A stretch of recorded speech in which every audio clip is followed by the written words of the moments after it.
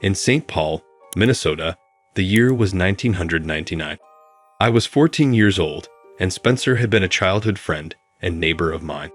Spencer was Hispanic, and he was a terrible child who was constantly getting in trouble, and he sometimes put me in trouble with him. Despite his bad behavior, he has been a good buddy from childhood. We chose not to go to school one day. We told both sets of parents that we were unwell. We were aware that our parents had gone to work so that we could spend time together. Spencer and I rode our bikes around the neighborhood to visit a buddy called Justin. Justin's family was well off, and he too had lied to his parents about being unwell. Justin and I rode our bikes throughout the neighborhood, visiting parks and other attractions.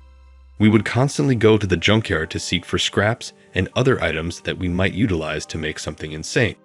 We decided to go there, and when we got there, Mr. Fitzgerald recognized us and always let us come in and hunt for scraps while we were shopping for items. I found a BB gun with a bag full of pellets, which was perfect for us. I summoned Spencer and Justin and showed them what I had discovered. We were all surprised, but we decided not to tell Mr.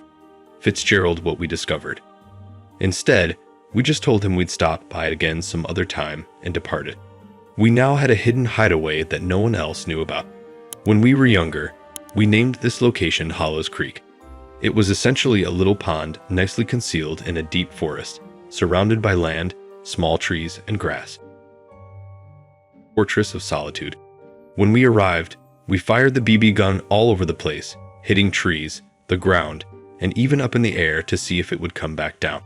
We had so much fun that day that we simply stuck out at Hollows Creek until it was time to go home.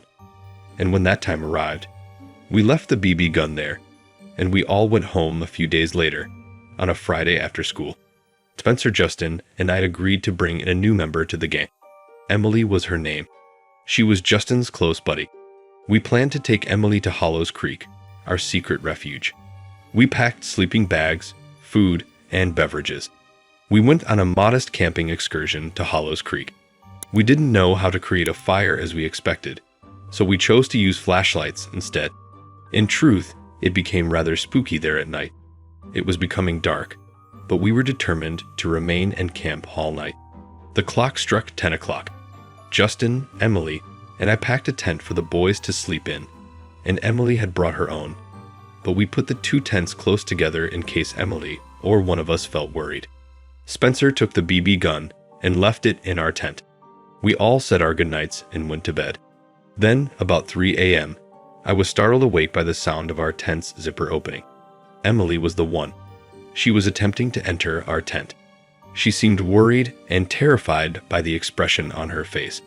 I was concerned as well, so I asked Emily what was wrong and what was going on. Someone was out there, she said, and they came over and touched my tent. I was afraid at the time, so I awoke. Spencer and Justin were telling them what Emily had just told me. We were all inside the tent together, gazing around. Justin suggested Spencer get the BB gun. Spencer listened because we could need it. He walked over and took it from beneath his pillow. He even pumped air into it. The weapon was ready to fire at anybody that got too near to us.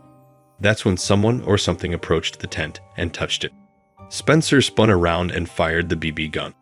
The pellet passed straight through the tent, but we heard the most horrifying scream imaginable.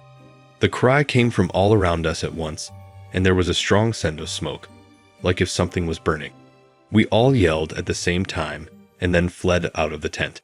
We were terrified and hurriedly gathered our belongings. We hopped on our bikes and rode away from Hollows Creek. We all went to my house and stayed the night, although I don't believe we slept. We spoke about what we had recently seen at Hollows Creek all night. After that day, the four of us never returned. The night we remained at my house, we lost our tiny hidden haven. We had no idea what we had come upon. We just knew that we had observed something horrific years before.